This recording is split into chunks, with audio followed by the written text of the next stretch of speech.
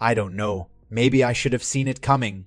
I knew my wife had been spending a lot of time with her friend Audrey. I wasn't crazy about that. Audrey was divorced and lived a pretty wild life as far as I was concerned. She was constantly changing boyfriends.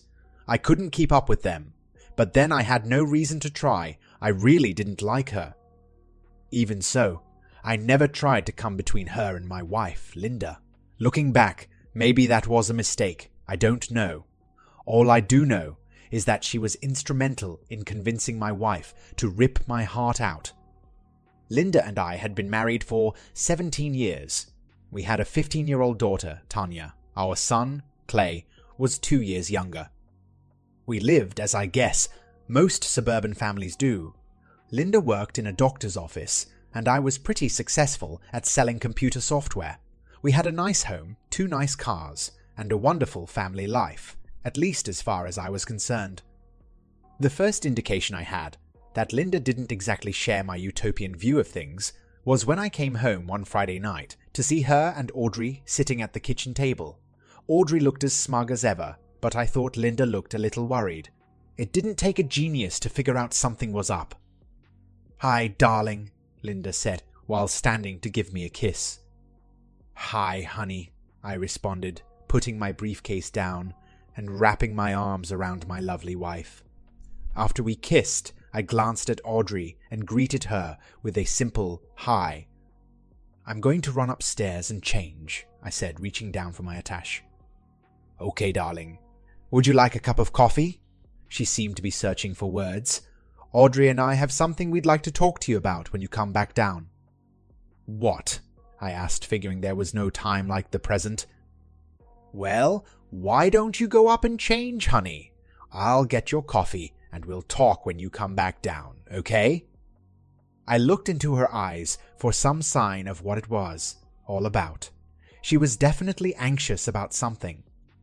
I felt a tinge of fear go through my body as I glanced over and saw the smirk on Audrey's face. Whatever the two were cooking up, I was sure I wasn't going to like it. My brain went into overdrive as I climbed the stairs. One by one, I thought of a dozen different possible scenarios of what I would face when I returned.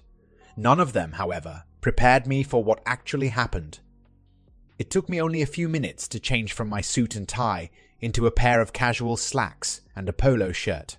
My coffee was sitting on the table in front of my chair when I walked back into the kitchen. Audrey was busily chatting away. It almost sounded like she was coaching my wife about something, but she was almost whispering, and I couldn't hear her that well. They didn't even notice me until I was on the other side of the table. I sat down, took a sip of coffee, and looked at them. Okay, what's going on? What's this all about? Linda was hesitant, and for a moment froze without saying a word until Audrey gave her a little prompt. "Go ahead," she told my wife. "He loves you. He'll understand." Linda lowered her eyes as if she couldn't look me in the face. "Honey, you know I love you.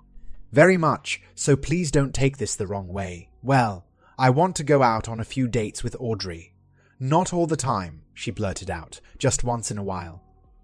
I wasn't quite sure. I understood what she meant by dates. Whatever she meant, the answer was going to be no, but I couldn't believe she was actually talking about screwing other guys. I had to clarify. "Just what do you mean by dates? Are you talking about having sex with other men?" Well, my wife was trying to reply. Audrey broke in. "It doesn't mean she doesn't love you, Robert."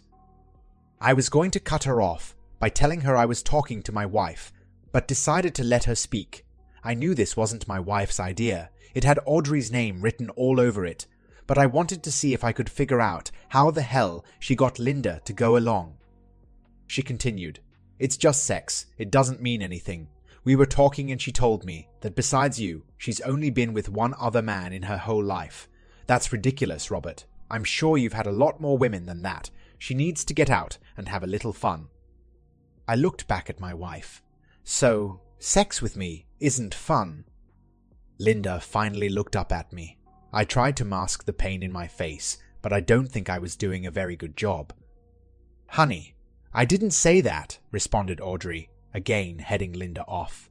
"But men have different ways of doing things. It's just variety, that's all. There are a lot of guys out there who love their wives enough to let them go out and have a little fun." "It doesn't mean anything, Robert. It's just sex. Hell, Linda and I discussed it and decided it was only fair to let you get a little on the side as well, if you wanted." I looked back at Linda. I'm not sure if it was fear or regret that I saw, but I think she was beginning to feel like this was a big mistake. "I see," I said flatly. I could feel tears building in my eyes, but was determined to hold them back. "Audrey, can you stick around for a little while?" "I want to discuss this more when I come back," I said, rising from my chair. "Sure," she replied with a triumphant look on her face. I'm sure she thought she had me. "Where are you going?" Linda asked, finally speaking again. "I'll be back in a little while," I responded, but not answering her question. I went into my home office and closed the door. Since I was a kid, I've always taken a no-nonsense approach to life. I don't mean I don't like to have fun. I can party with the best of them, and I have a great sense of humor. But when it comes to serious matters, I believe in facing them head on. I fought more tears as I sat down at my computer and started typing my response to Linda's proposal. "Dear Linda, I never thought I would be so hurt by the woman I have loved with all my heart for so many years. But when you informed me of your intentions to have sex outside of our marriage, you broke my heart. I know your friend, Audrey, is behind it, but your willingness to go along with her scheme has already damaged our relationship and our marriage. Just to be absolutely clear as to my position concerning your intended infidelity, I categorically state that I will consider any sexual relations of any kind with a male or female as a betrayal and a violation of our wedding vows.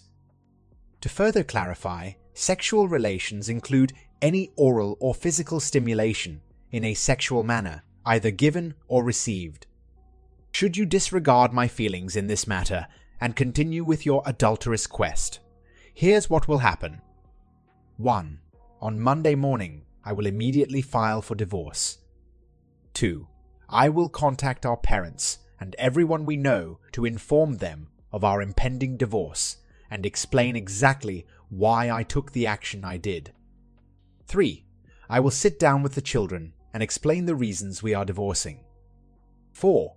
Until our divorce is final, I will leave no stone unturned until I uncover the names of anyone you date. If they are married, I will inform their wives. I will inform their wives. I will have no mercy and no sympathy for them or their families. Make sure they know this before you put them and their families in jeopardy. 5. Once the divorce process has started, there will be no turning back. We will always be connected through our children, but I will break off all emotional ties with you and start rebuilding my life without you in it.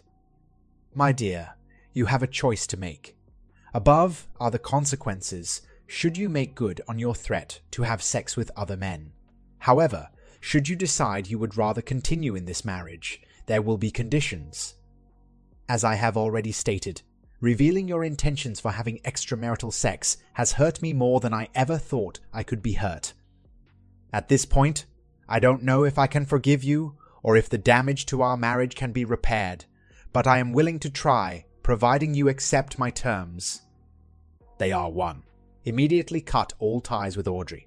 Never again be in contact with her for any purpose. 2. Until I decide differently, you will move your belongings into the spare bedroom and sleep there. 3.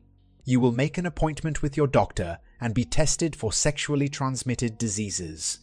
I will not even consider having sex with you until I know for sure you are safe. Should any results prove positive, I will immediately file for divorce. 4. Consent to putting a GPS in your car that I will access on a daily basis and answer any questions I might have as to your whereabouts without any negative attitude. 5. Agree to marriage counseling. If you concur with my demands, I will try my best to forgive you, but rebuilding my trust will take time and patience. What you must do now, my darling, is choose. I pray you to choose wisely. Hurt, but still with all my love, Robert.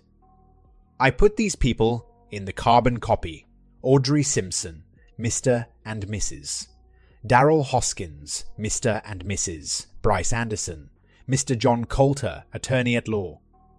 I could hear Linda and Audrey talking as I finished. I knew they moved from the kitchen to the couch in the living room. I wished I could hear what they were saying, but in the end, it really didn't matter. I had taken my stand and there would be no negotiations. I went into Mail Merge and addressed an envelope and a copy of the letter to my parents, Linda's parents, and our family attorney. I stuffed and sealed each envelope, respectively, and stamped them. I then made 2 more copies for the co-conspirators. I saw them both turn their heads in my direction when they heard me exit my office. "I'll be right back," I said, heading for the front door. "I have something for the mailbox." "Mailbox?" my wife questioned.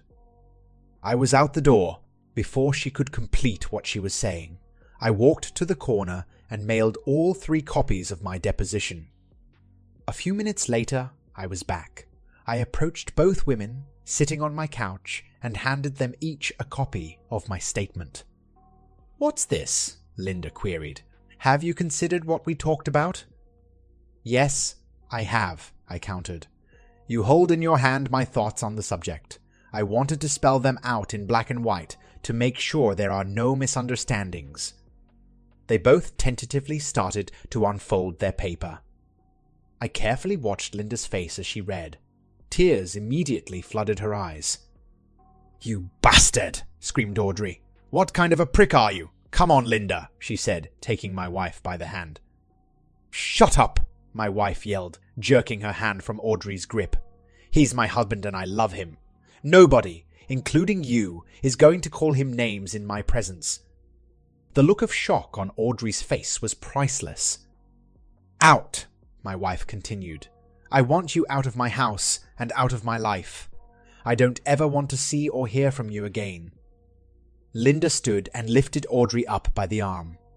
"This is goodbye, Audrey," she said, escorting her former friend to the door. "I mean it. I listened to you, and now my marriage is in trouble. Stay away from me," were her last words before slamming the door in Audrey's face. She turned toward me with tears rolling down her cheeks. "I'm so sorry. I didn't mean to hurt you. Yes, I accept your demands and anything else you say." "I swear, Robert, I haven't done anything, but I'll be glad to get tested for sexually transmitted diseases. Just please tell me that eventually you'll forgive me. I know it will take time, but I love you. I don't want a divorce. Heavens, I can't even picture my life without you." "I said I'd try, Linda. I can't promise more than that right now, except for one thing. One slip, if I catch you trying to satisfy your curiosity by so much as standing in the same room with a naked person, it's over." "I know," she replied sadly. "I know it will take time to convince you, but I have no desire to ever be with anyone but you. I know now, I never really did." That night, I helped her move her clothes to the spare bedroom. For the time being, we simply told the kids we had a fight and were sleeping in different rooms until we cooled off. They were skeptical, I could see it in their faces, but cautiously accepted our explanation. The next day, I went out and bought a GPS for Linda's car. Without her knowledge, I also bought a recording device for the phones. It was a simple little gizmo. All you did was plug it into any phone jack. When a call was either placed or received from any phone in the house, it recorded both sides of the conversation. When the connection was broken, the recorder stopped. I set it up in my office and hid the unit behind the filing cabinet, just in case. Sunday, I equipped Linda's car with the GPS and downloaded the software to my laptop. I was hopeful, but not assured of our future together. Linda's job required her to work only 4 days a week. She got Saturday, Sunday, and Mondays off.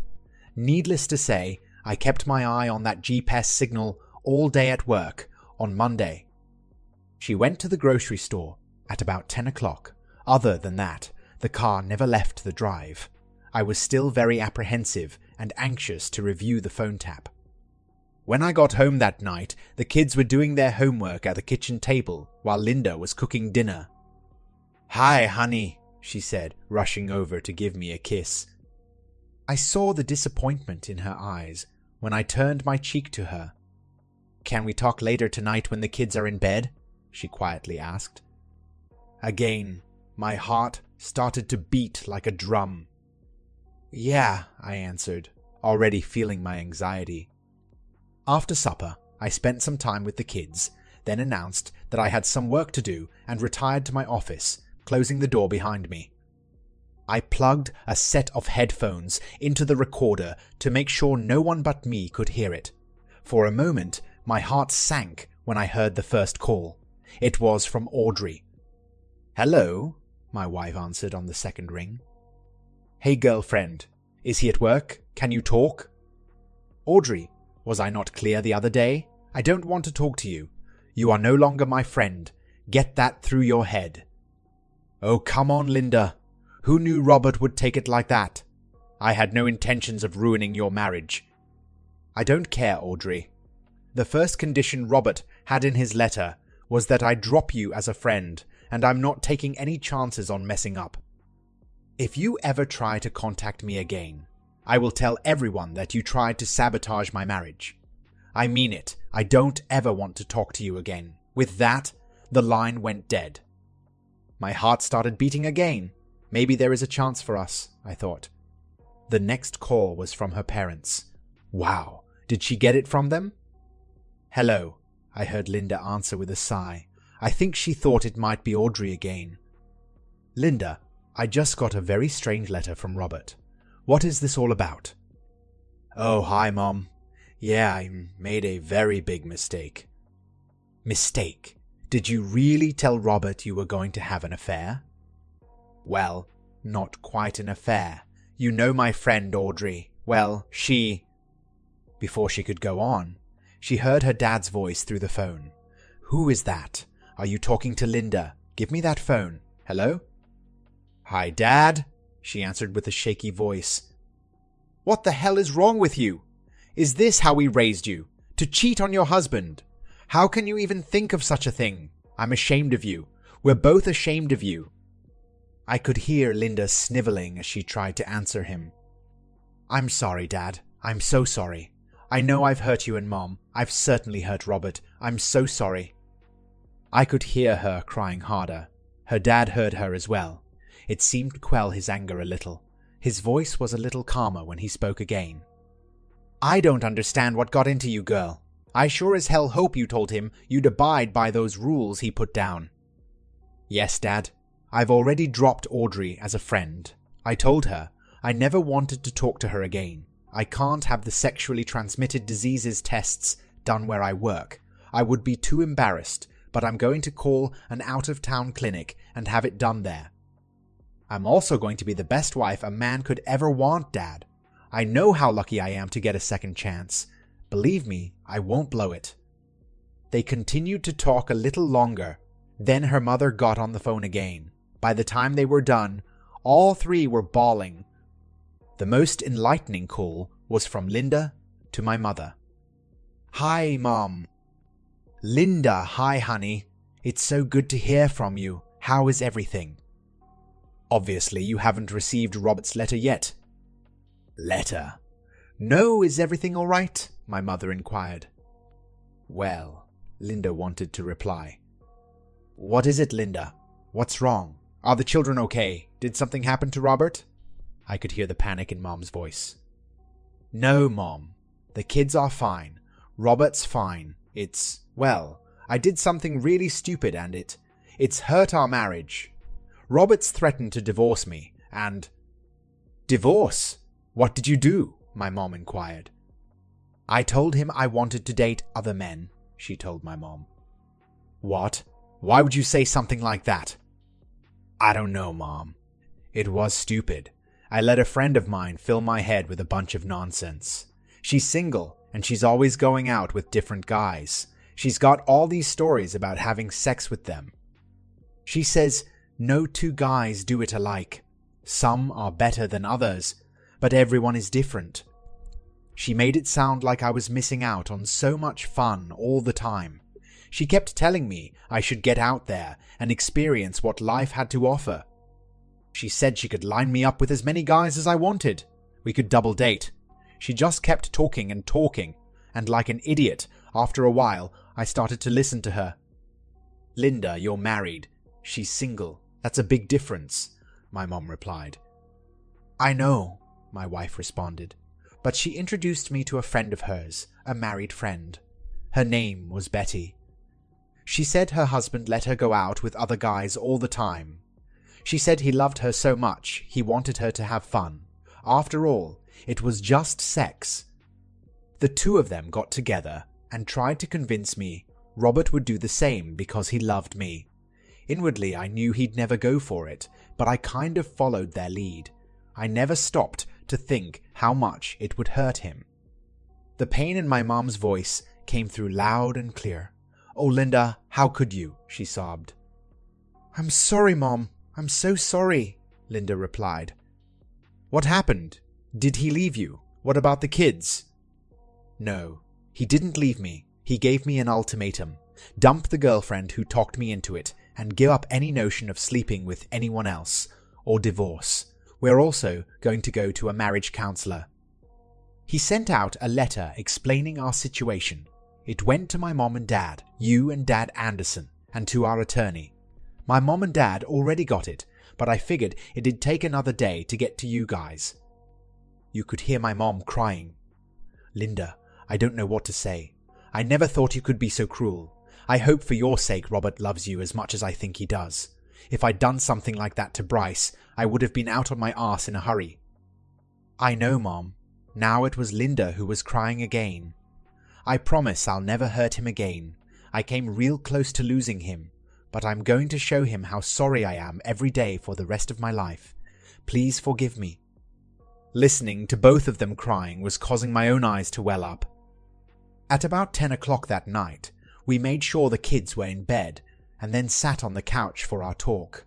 I was still in the dark as to the nature of our little pow, wow, but I could see moisture already building in Linda's eyes as she started. "I talked to our parents today. Mom and Dad got your letter. Boy," she said with a forced chuckle, "Dad really let me have it." "Actually," she said after a second thought, "everyone pretty much let me have it. Your mom and dad hadn't received the letter yet, but I'm sure they'll get it tomorrow, so I called to kind of cushion the blow. Too bad I didn't think to do that for my own folks. Everybody's so hurt and disappointed in me. Why wouldn't they be? I'm disappointed in myself. I just want to say again how sorry I am." She wiped the tears from her eyes and continued. "Also, now don't get mad, but I've got to tell you."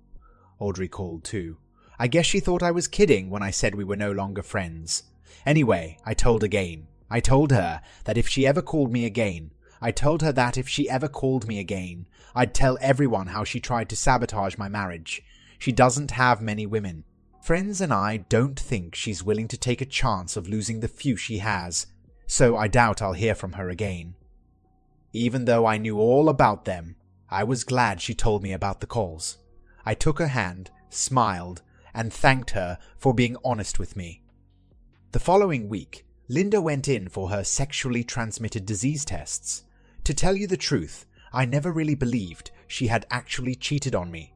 If she had, I don't think Audrey would have been able to keep from rubbing my nose in it. She would have most certainly spilled the beans. I know HIV can hide in the body for years before showing up, but all the other tests were negative, so after 3 months, I finally let Linda back into our bed. At first, our lovemaking was awkward, but Linda was relentless and worked hard to regain what we once had. Even after things finally got back to normal, she would do whatever I wanted and do it with enthusiasm. I think our lovemaking is better today than it ever was. The marriage counseling sessions helped as well. Audrey and her friend really did a job on my wife. Our therapist made her go over every conversation again and again. Even that Betty's husband got into the act. From what she said, he did his best to convince her that he let his wife play around because he loved her so much. He told Linda that any man who truly loved his wife should be able to put his jealousy aside to make her happy. I really think he was hoping to get into her pants himself somewhere down the line. One of these days, I'm going to have to look that asshole up and personally express my feelings for his assistance in seducing my wife. Between the three of them, they really poured it on thick. It's been over a year since that ill-fated day, and although I've never had the slightest cause for suspicion since then, I still monitor Linda's whereabouts with the GPS once in a while. I also check her phone calls every so often. Once that seed of distrust has been planted, it's hard to let it go. Next month, we're going to celebrate her mom and dad's 50th wedding anniversary. Looking back at what we went through and where we are today, I'm pretty confident that in 31 years and 3 months, we'll be doing the same. That's the end of this story. If you found it engaging, please give it a thumbs up and don't forget to subscribe for more content like this. I've tried out a new style, so if you liked it, let me know in the comments. Your support and feedback mean the world to me. Thanks for watching.